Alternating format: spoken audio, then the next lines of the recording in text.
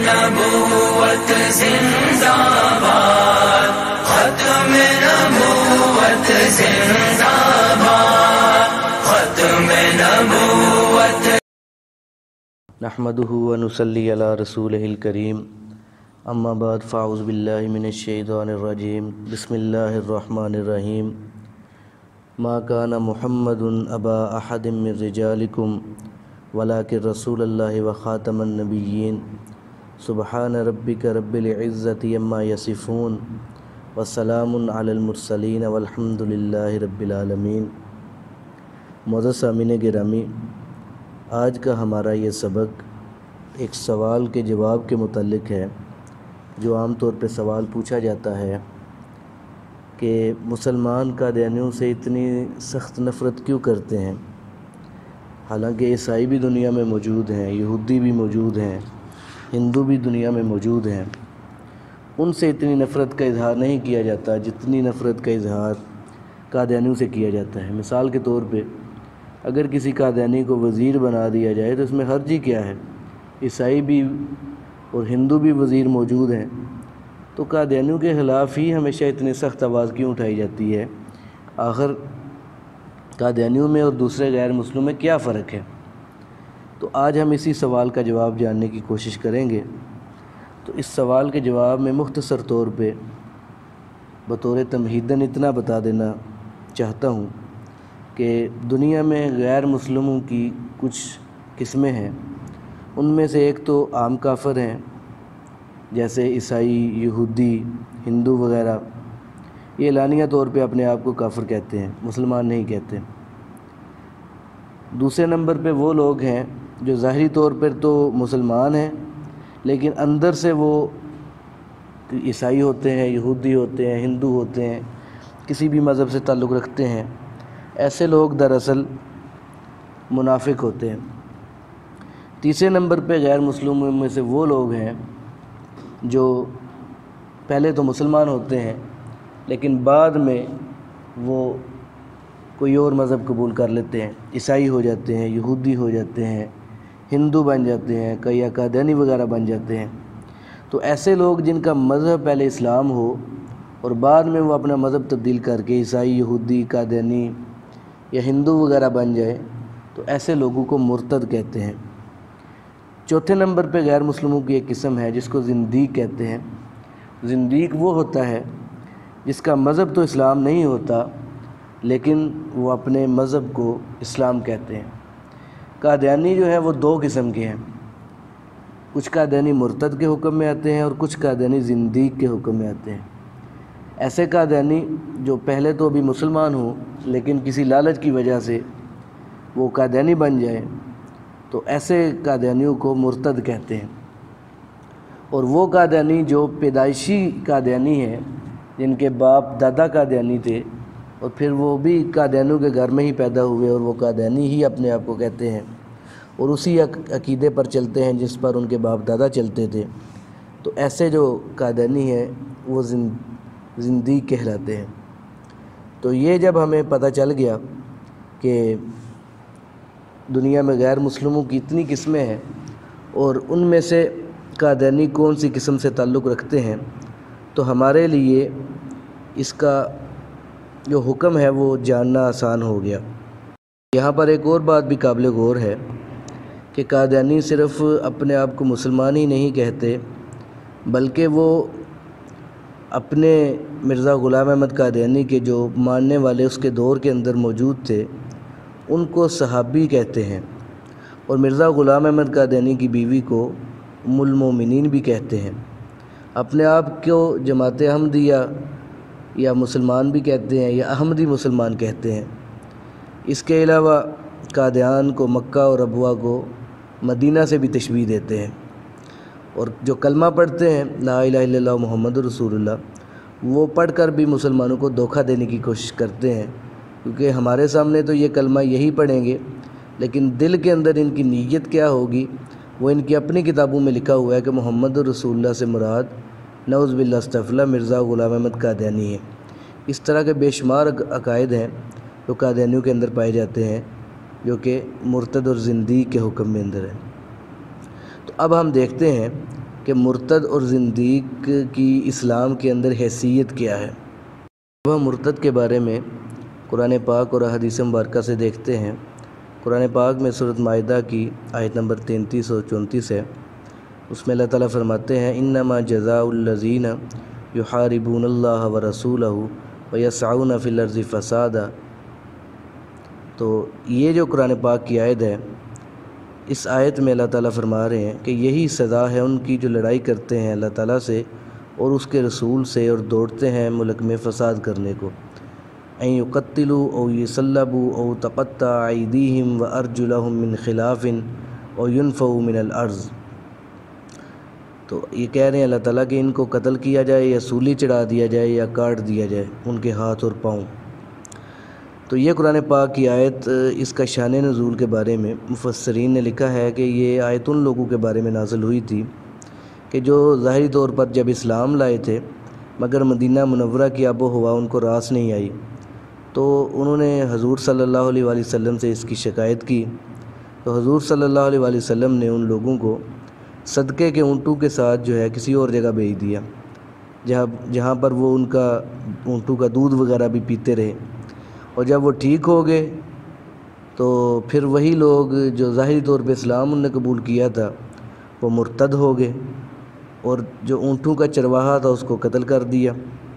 اور اونٹوں کو بھگا کر لے گئے۔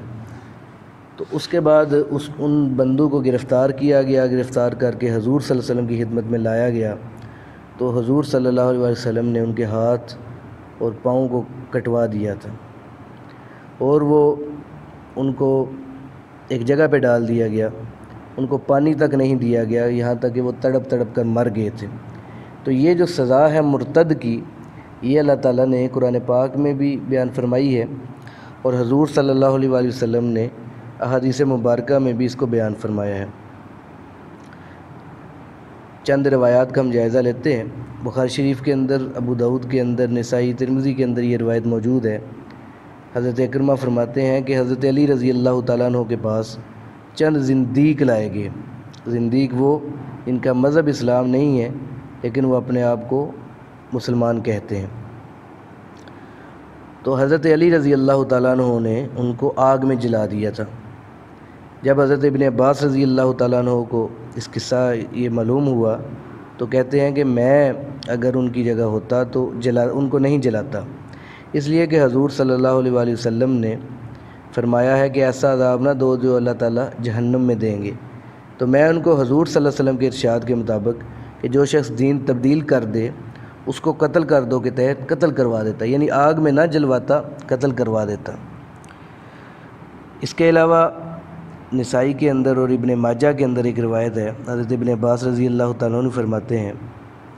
کہ حضور صلی اللہ علیہ وسلم نے فرمایا کہ جو شخص دین تبدیل کر کے مرتد ہو جائے اس کو قتل کر دو۔ ایک اور روایت ہے، یہ ابو داؤد کے اندر موجود ہے، حضرت عبداللہ ابن عباس رضی اللہ تعالیٰ عنہ سے روایت ہے کہ عبداللہ ابن ابی سرح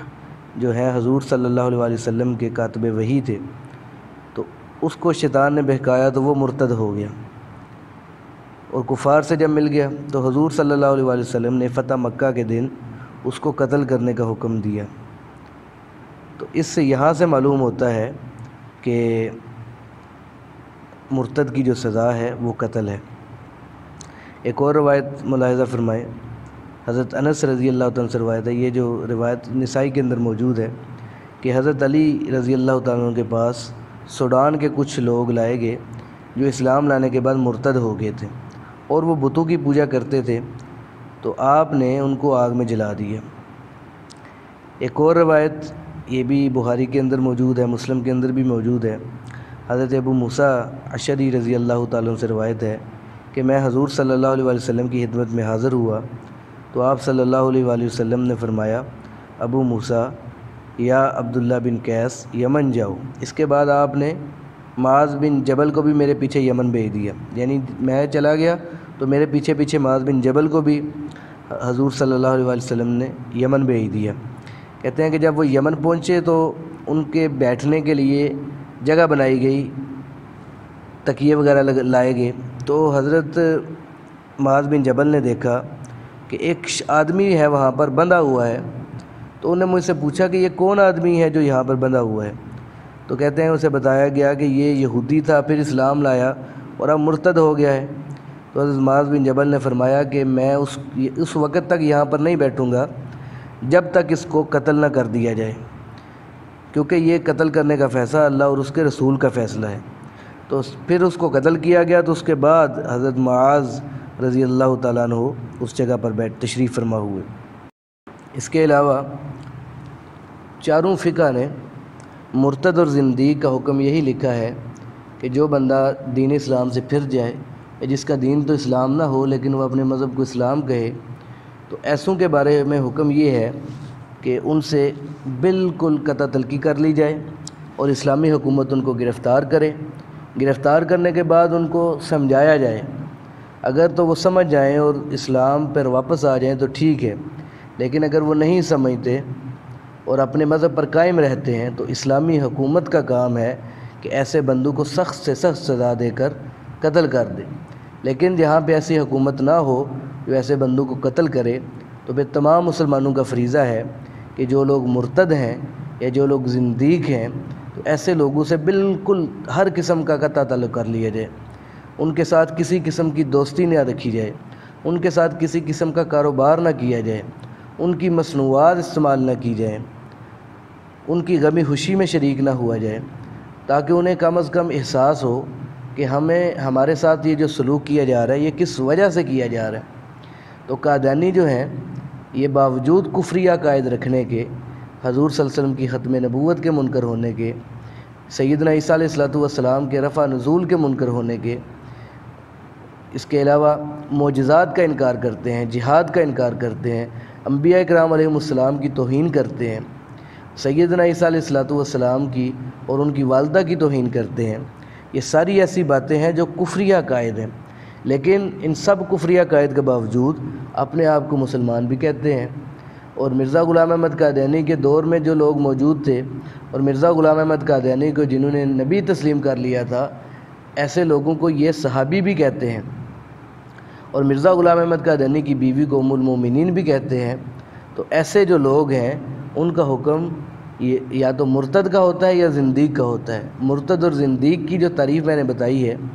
اس تعریف کے مطابق ہمارے لیے یہ سمجھنا آسان ہو جاتا ہے کہ اگر کوئی نیا قادیانی ہوتا ہے تو وہ مرتد ہوتا ہے، اور اگر پرانا کوئی بندہ چلا قادیانی آ رہا ہے تو وہ زندیق کے حکم ہے، اور دونوں کا حکم یہ ہے کہ ان کو قتل کر دیا جائے گا اگر اسلامی حکومت ہو تو۔